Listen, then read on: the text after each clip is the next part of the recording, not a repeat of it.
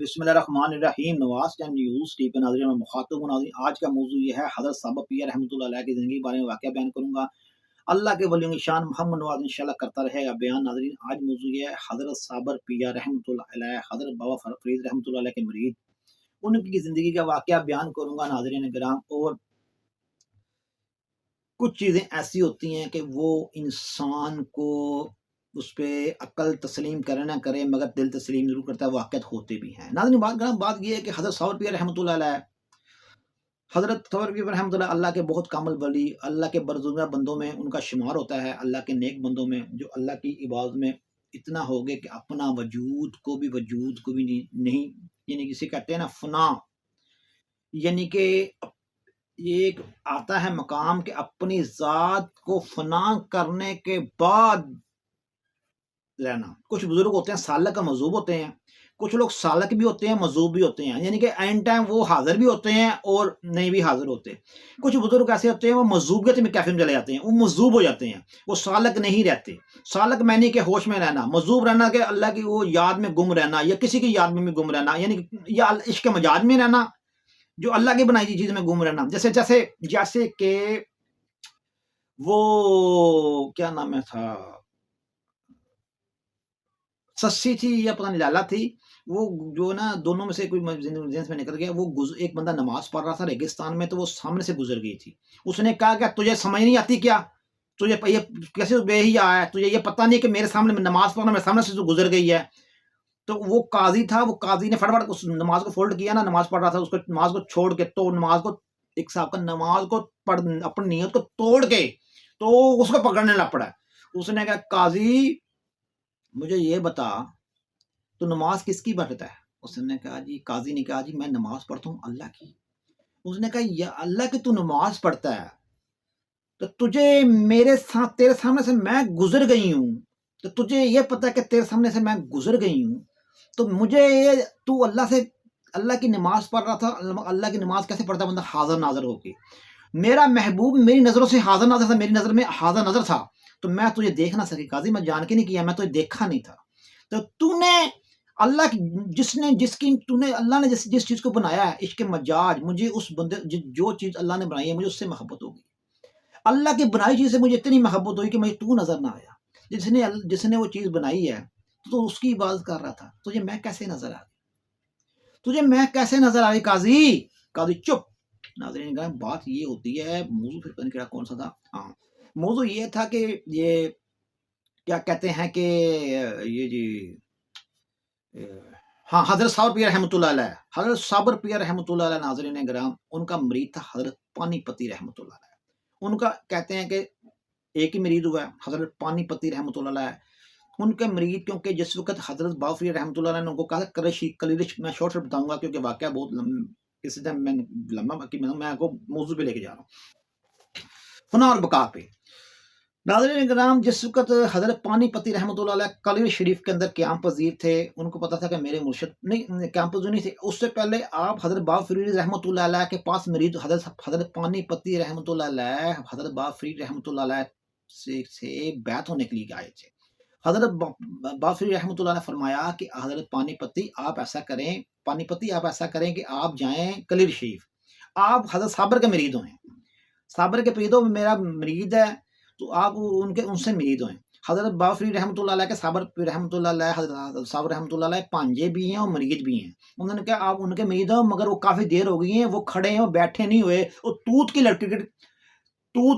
लकड़ी तकरीबन थी। शतूत की लकड़ी की टहनी को पकड़े खड़े हुए हैं, उनको जाके आप उठाएँ, अब मगर उनके सामने नहीं आना, उनके पीछे उनके जो पीछे खड़े होके उनको उनसे किस तरीके से बिठाएँ उनको, वो काफ़ी देर से बैठे नहीं हुए। उससे पहले ना जो वाक़या नाज़रीन हुआ था, वो वाक़या भी बयान करूँगा। उससे पहले वो कलील शरीफ को आग लग गई थी। हज़रत साहब पीर रहमतुल्लाह अलैह की जलालत की नज़र पड़ी थी, तो पूरे कलील शरीफ को आग लगी थी। वो गुलज़ारी का वाक़या था, उनकी मुरीदनी गुलज़ारी थी, वो यानी कि जो मुरीदनी थी, अकीदतमंद थी, और वो एबना बकरी थी। वो पूरा वाक़या मैं आपको शॉर्ट बताना चाह रहा हूँ, ताकि मैं फ़ना और बका पे आकर मैं वीडियो को पोस्ट करूँ। नाज़रीन, फिर ये है कि जिसको हज़रत पानीपती रहमतुल्लाह अलैह आते उस जगह को, जिस जगह पे बाफ़री रहमतुल्लाह ने निशान बताया था, उस जगह पे आए, क्या देखा कि एक आदमी लकड़ी को पकड़ के खड़ा हुआ है। वो आदमी कौन थे? वो हज़रत साबर पिया रहमतुल्लाह अलैह थे।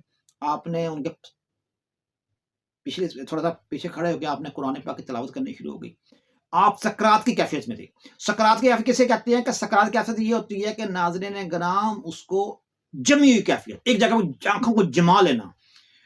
तो समझ लो कि सुल्तान बाहू सरकार ने नहीं फरमाया, "ओ मरन तो पहले मर गए बाहू, ओ मरन तो पहले मर गए बाहू जिन्ना इश्क नमाज़ नीति हो।" ओ मरन तो पहले भी मर ओ मरन तो पहले ही मर गए बाहू जिन्ना इश्क नमाज नीति हूँ। नाज़रीन ग्राम जिस वक़्त हज़रत साबित पिया रहमतुल्लाह अलैह ने आवाज़ सुनी ना कुरान पाक के कानों में आवाज़ आई तो आपने कहा आप कौन हैं? उन्होंने कहा मैं हज़रत पानीपति रहमतुल्लाह अलैह हूँ, हज़रत पानीपति हूँ। सरकार मैं आपसे मुख़ातब हूँ, मैं कुरान पाक की तिलावत करना मैं आपको थोड़ा-सा मुझे हज़रत बाफ़ी रहमतुल्लाह ने भेजा है कि आपको कोई पैगाम देना है मैंने। उन्होंने कहा अच्छा यार, तुम कुरान पाक की तिलावत पे पीछे खड़े होके ना पढ़ो तो आप मेरे साथ खड़े होके पढ़ लो। साथ खड़े कुरान पाक की तिलावत की गई है, कुरान पाक पढ़े जा रहे हैं, तो फिर आप खामोश हो गए हैं। जब खामोश हो गए हैं तो उन्होंने कहा सिर अब हज़रत साहब पीर रहमतुल्लाह ने फरमाया कि तुम खामोश क्यों हो गए? आपने फरमाया कि सरकार मैं खामोश इसलिए हो गया हूँ कि मैं थक गया हूँ खड़ा-खड़ा हो। अब बैठना थक गया हूँ। उन्होंने फिर क्या करूँ सरकार मैं बैठना चाहता हूँ। आपने कहा सरकार ने फरमाया बैठ जाओ। मैंने कहा सरकार आप खड़े हैं मैं बैठूँ ये मुनासिब नहीं। क्यों बिठाना था ना आपको। आप जलालत की कैफियत में खड़े थे। जलाल आपको तो आप काफ़ी देर हो गई कहते हैं कई तकरीबन कई साल हो गए थे तो आप कुछ लोग साल कहते हैं, कुछ लोग महीने कहते हैं, काफ़ी देर गुज़र गई थी। आप कटोरी तक लकड़ी को पकड़ के खड़े ही हुए थे। तो वो नाज़रीन ग्राम वो बात ये है कि वो काफ़ी देर हो गई, फिर उसके बाद आपने कहा ठीक है मुझे आप बिठा लो फिर, बिठाओ मुझे। क्योंकि खड़े होकर के आपकी जो टाँगें हैं वो ऐसे अकड़ गई थी। जब कहते हैं ना कि उन्हें बिठाया ना कट, कट, कट करके आवाज़ आई है। ये नहीं पता कि वल्लाह आलम स्वात आप कितनी देर से खड़े थे, कितने दिनों से खड़े थे या कितने महीनों से खड़े थे, मगर आप कहते हैं रवायत बुज़ुर्गों की सीना ब सीना गर्द बातें बहुत देर आप खड़े थे और व यानी कि कितने रोज़ या कितनी देर गुज़र गई थी। और नाज़रीन किराम फिर उसके बाद ये हुआ कि बिठाने के बाद बड़ी आपस में घुल-मिल गए।